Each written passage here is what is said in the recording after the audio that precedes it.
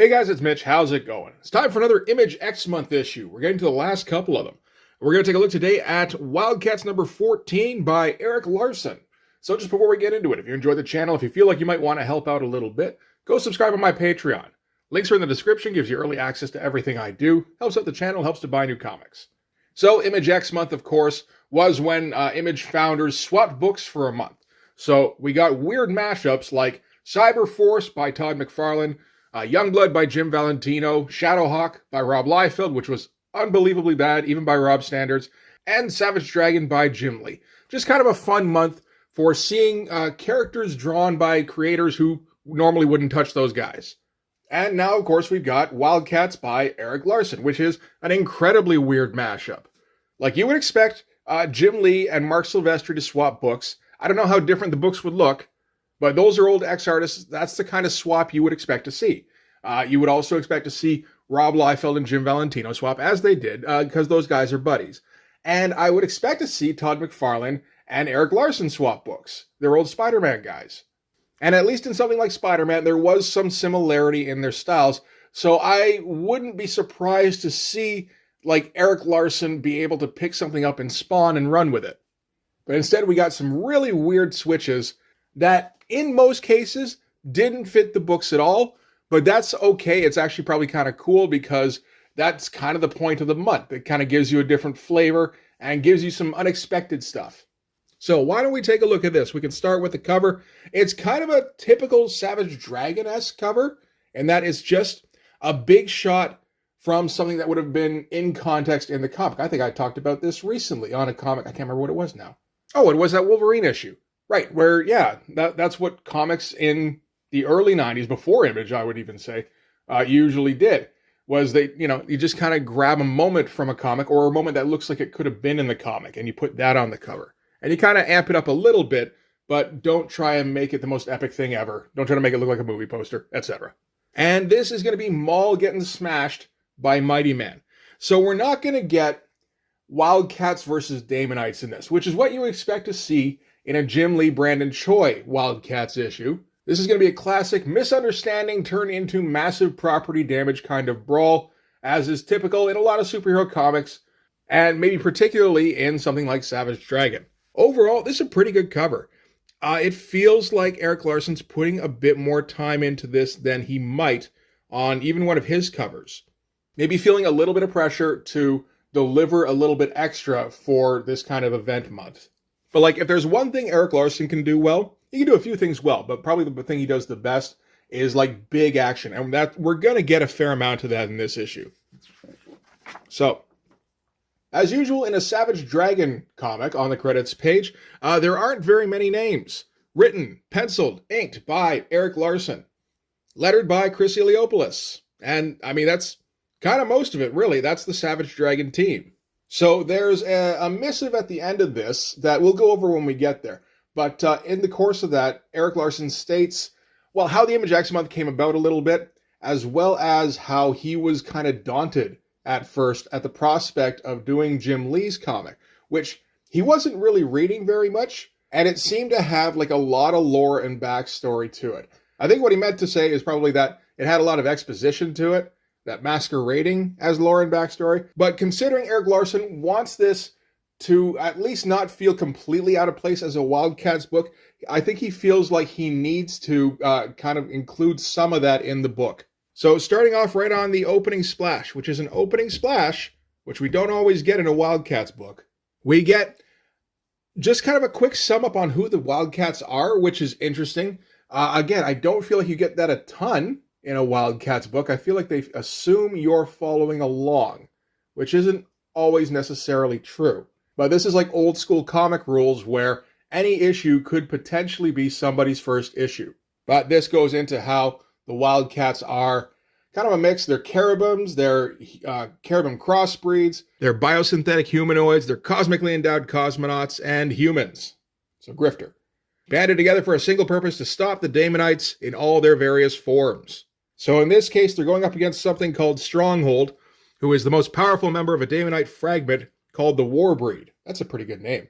And we're arriving right at the time when Maul is putting the finishing touches on Stronghold. Massive big punch page. with all the speed lines. This is a fun opening to the book, although not the tone anyone would ever expect picking up a Wildcats book. And that is going to continue as we flip the page, and we get our kind of classic page progression for Erik Larsen, where he goes splash, double splash. And the Wildcats are kind of in post-combat mode, where they just kind of stand around, and Jacob Marlowe comes up and goes, "Hey, guys, good job. You're the best team ever." And this, oh, man. There's some okay stuff in here, and there's some that really isn't. This looks rushed as hell. Of course, this is around the time where Erik Larsen is really starting to pick up the pace on how fast he draws, because he's making it a priority to get the book out monthly. And the only way to really speed up production when you're the only guy producing pages is to just draw faster. And of course, if you draw faster, you use less lines, you get a lot sloppier. And I mean, that's the story of the Savage Dragon comic in a nutshell. I know my friend recently picked up an issue, hadn't really looked at one since 1993, and was kind of like surprised at just how bad it looked, like how sketchy it was, how tossed off and fast. And I was like, yeah, that's just kind of how that book rolls now. But yeah, we've got like just Zealot looking at her worst here. This is like when Helen Beck era Frank Miller has a bad page. Like if Frank had like some really bad arthritis that day, that's how I would expect one of his women to end up looking. As far as I know, Frank Miller doesn't suffer from arthritis. I hope not. That would really suck.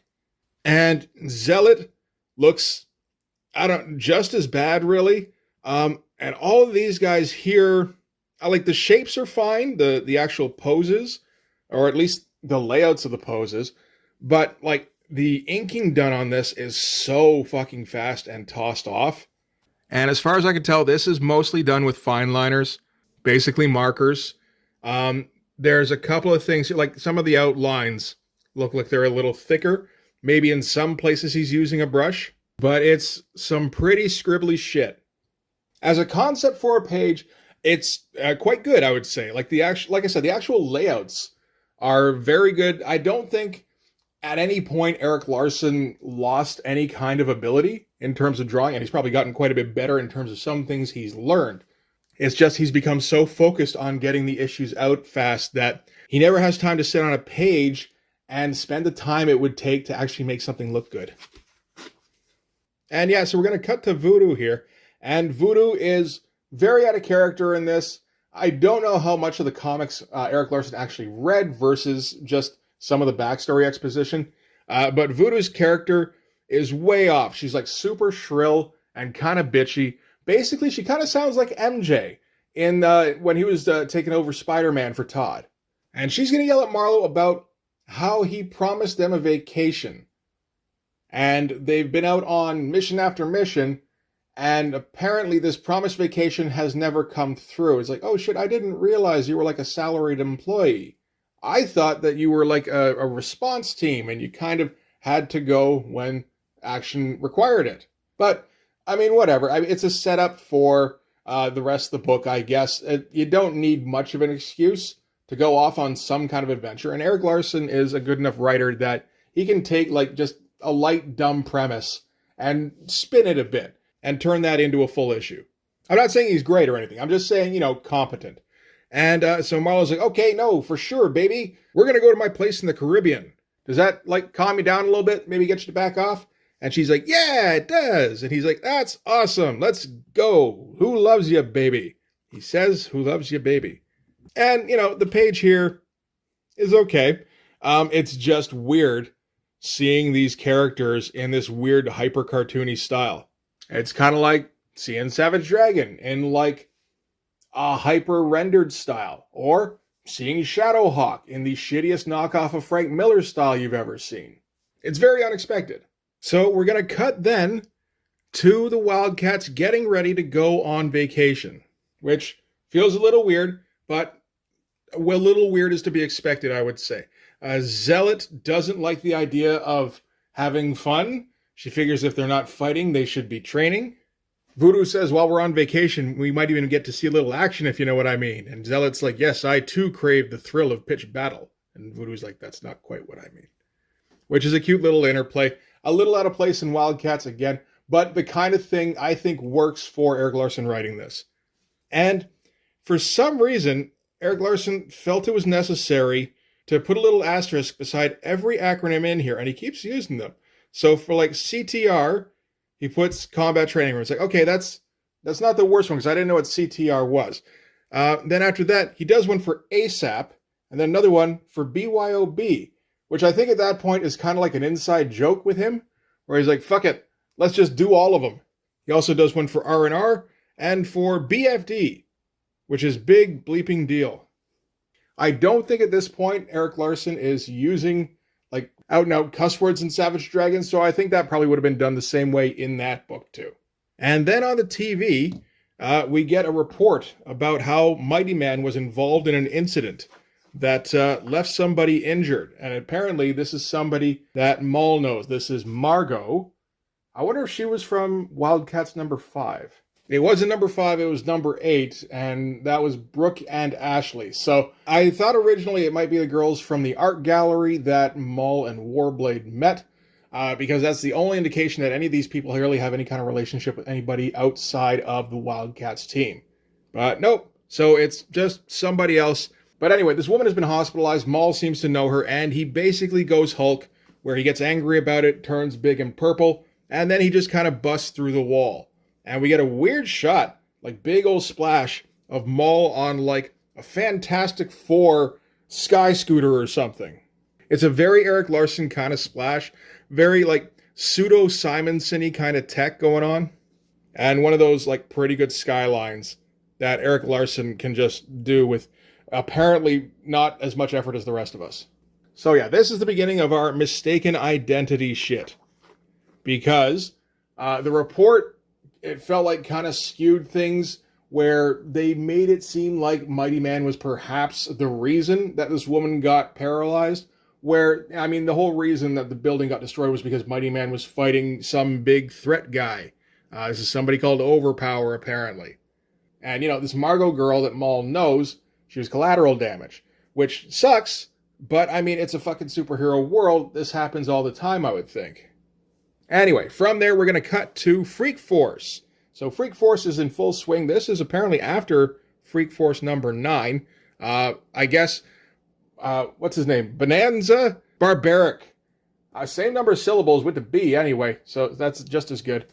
But apparently Barbaric was put in jail somewhere outside of the country. They don't say specifically where, and that happened in Freak Force number 9. So yeah, they're just kind of hanging out and doing not quite banter. It's more just kind of filling each other in on, well, filling the reader in on what's going on in Freak Force, which is, the jail thing.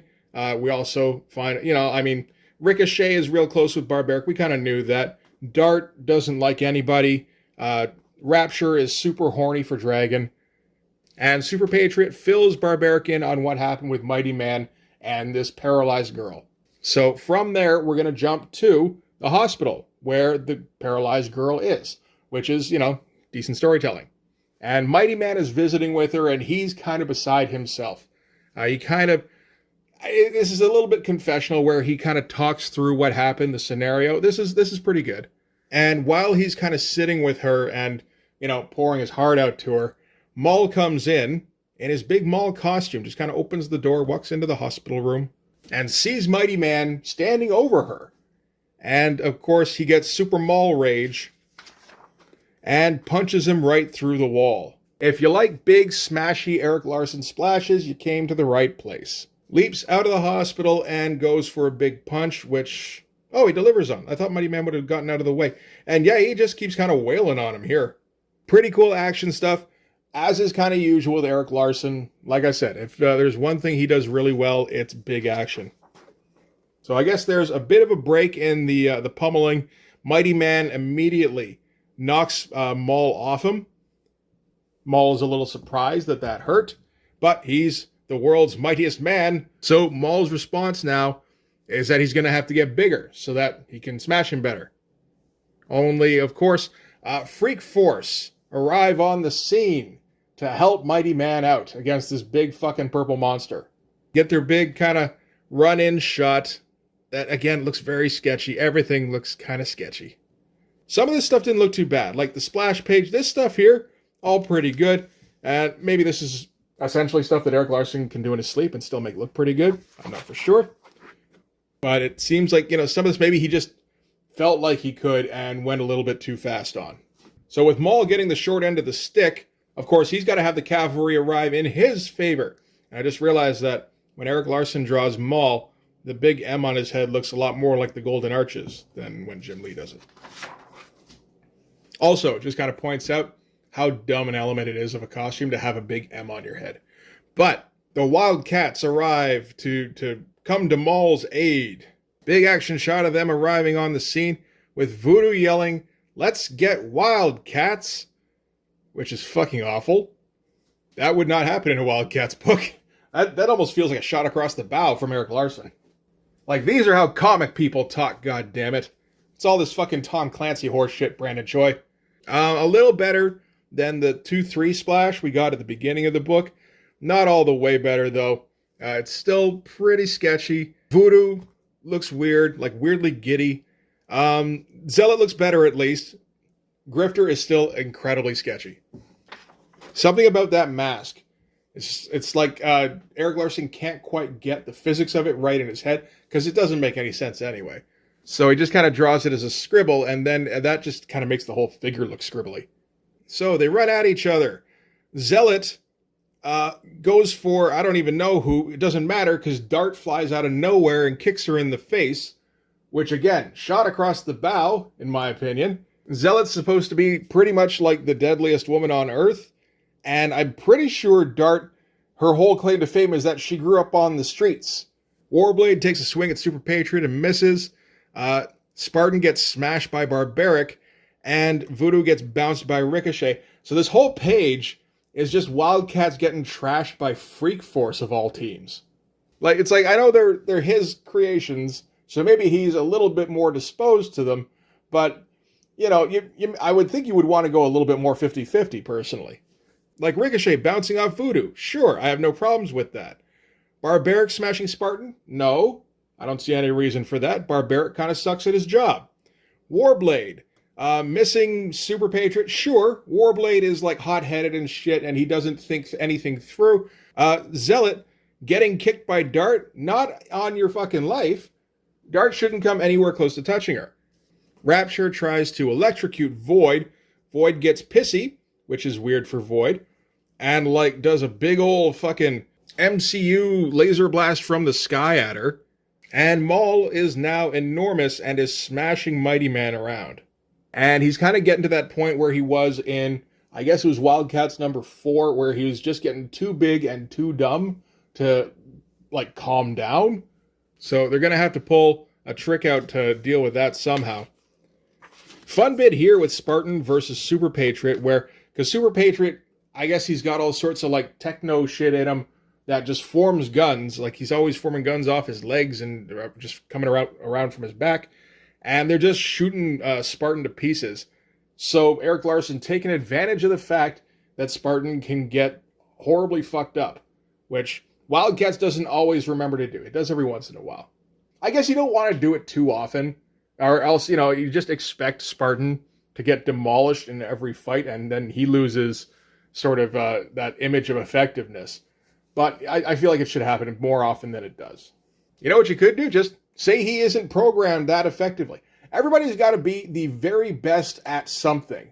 And it's why? Why can't he just be, very good? And then there's other people who are the very best at something. Or they have armor on. Or they're very, very good at flipping out of the way of things. Or they're super lucky, like Grifter. And then there's this guy here who's he's super strong and he does bioblasts. And he always gets the shit beat out of him because he wasn't programmed to be super smart. Why not do that? Anyway, I'm sure somebody has done that. Horridus versus Grifter feels like I don't have anybody good to match Grifter with. Here's who's left. And she does get the better of him for a second, because no Jim Lee character is allowed to beat an Erik Larsen character in this book. And Grifter kicks Horridus away from him and gets grabbed by Dragon. And Dragon recognizes Grifter because they just had Savage Dragon number 13, which Grifter guest starred in. And he says to Grifter, he's like, "What the fuck are you doing? These guys are okay. They're good guys. You're in the wrong here. Tell your boys to stand down. And Grifter immediately is like, yo, we fucked up. Not only did we get the cops on us, we got the super cops. I really don't want to have to deal with this right now. And Maul is still chasing after Mighty Man. And Mighty Man's looking for some kind of solution to this. Because just beating on him isn't working. Every time he beats on him, he gets bigger and dumber and causes more damage. So the only thing he can do is transform into his alter ego. And spoilers for Freak Force, I know we haven't gotten this far yet, so a little bit of a drag. But his alter ego, I'm pretty sure, is the nurse who originally looked after Dragon when he woke up in the hospital. So we will get around to Freak Force number 2 eventually. I do recall there was some kind of weird awkwardness with Mighty Man and having all of Freak Force staying in his apartment. So that's undoubtedly the root of that. But when Maul sees the nurse, it confuses the living shit out of him, and he just kind of stops right there. So that's a pretty good ending to the fight there. And then afterwards, everybody shakes hands. They all kind of make up. Maul goes to visit Margot and, say he's sorry. And then Margot wakes up and tells him it's okay, shit happens. And I guess that we learned a lesson of some kind. I feel like we should be airing the more you know. And then it ends in the Caribbean, and everybody gets a vacation. So we get the Wildcats and Freak Force. Some fun bits here and there. We get Rapture coming on to Dragon, as usual, and topless, of course. We've got Zealot training with Super Patriot, so she found a training partner, finally.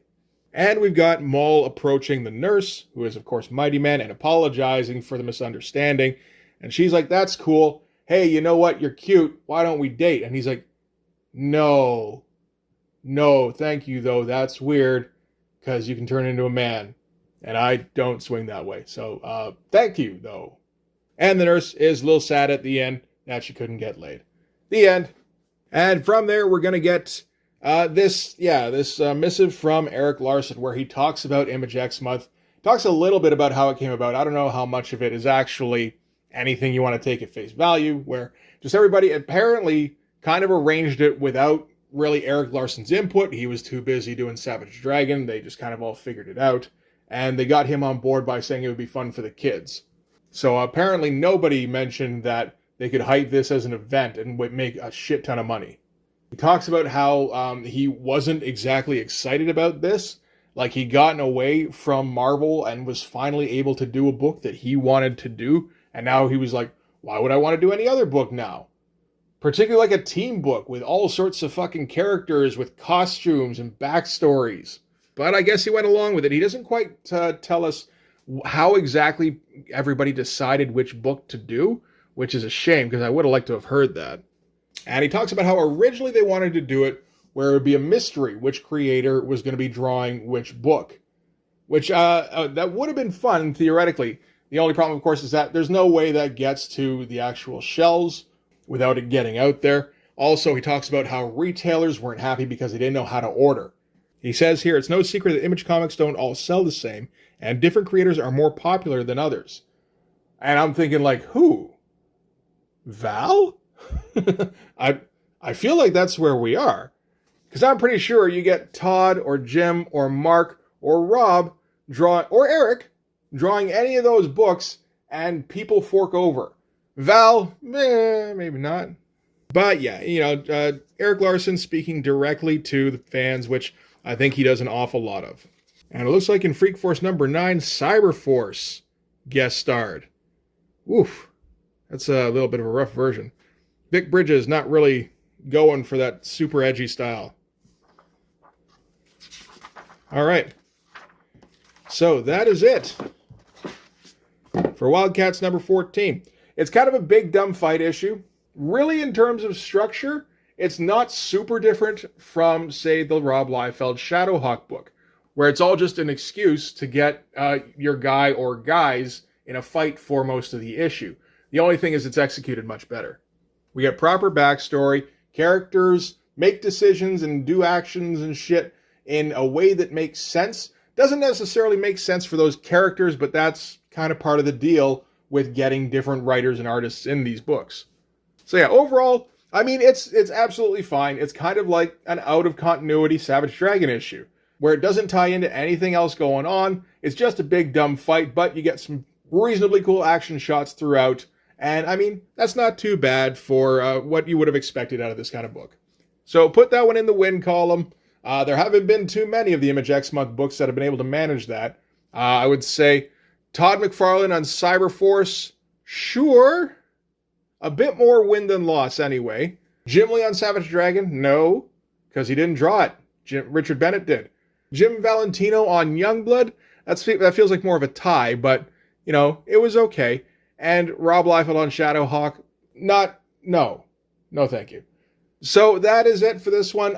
There is one Image X Month book I haven't touched on yet, and that's Spawn number 25. I have it. I assume I'll get to it at some point.